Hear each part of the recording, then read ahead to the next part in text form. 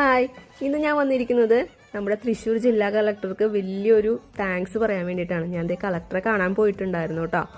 അതെന്തിനാന്ന് വെച്ചിട്ടുണ്ടെങ്കിൽ നമ്മുടെ ഒരുവിധം വിദ്യാർത്ഥികളെല്ലാം നേരിടുന്ന ഒരു പ്രശ്നമാണ് പ്രൈവറ്റ് ബസ്സുകൾ നിർത്താതെ പോവുക. കയറിയാൽ തന്നെ അവരോട് അസഭ്യം പറയാം. അപ്പം എൻ്റെ മോന് അങ്ങനെ ഒരു അനുഭവം വന്നപ്പോൾ ഞാൻ നേരെ നമ്മുടെ ജില്ലാ കളക്ടർക്ക് ഒരു അപേക്ഷ കൊടുക്കാൻ പോയി. അപേക്ഷ കൊടുക്കാൻ പോയത് നമ്മൾ ജില്ലാ ട്രഷറിയിൽ പോയിട്ട് ആദ്യം ആളെ കാണാനായിട്ട് ഒരു ടോക്കൺ എടുക്കണം. അപ്പോൾ എനിക്ക് 7 കേട്ടോ നമ്പർ കിട്ടിയിട്ടുണ്ടായിരുന്നത്. നമ്മൾ ഈ ടോക്കൺ എടുക്കുന്ന സമയത്ത് നമ്മൾ എന്ത് അപേക്ഷയാണ് കൊടുക്കണേന്നുള്ളത് ഇവരെ കാണിക്കും വേണം.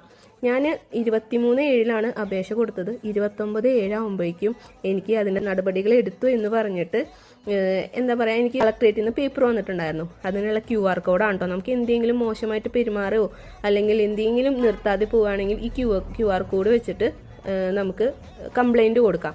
അതിന് വേണ്ടിയിട്ടാണ്. ഇതിപ്പോൾ ഞാൻ കൊടുത്തത് കൊണ്ട് മാത്രമാണെന്ന് ഞാൻ പറയുന്നില്ല, പക്ഷെ അതിന് ശേഷം വന്നതുകൊണ്ട് എനിക്ക് വളരെ സന്തോഷം.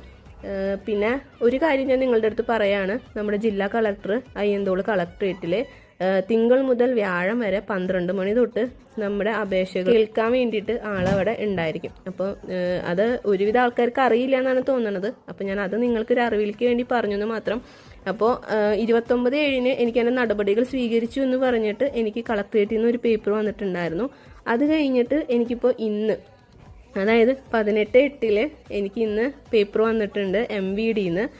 ഞാനതിൻ്റെ നമ്പറൊക്കെ കൊടുത്തിട്ടുണ്ടായിരുന്നു ബസ്സിൻ്റെ. ആ നമ്പറിലുള്ള ഉടമയെ വിളിച്ചിട്ട് പിഴ ഈടാക്കി കണ്ടക്ടർക്ക് താക്കീത് കൊടുത്തു എന്ന് പറഞ്ഞിട്ടും എനിക്കൊരു പേപ്പർ വന്നിട്ടുണ്ടായിരുന്നു.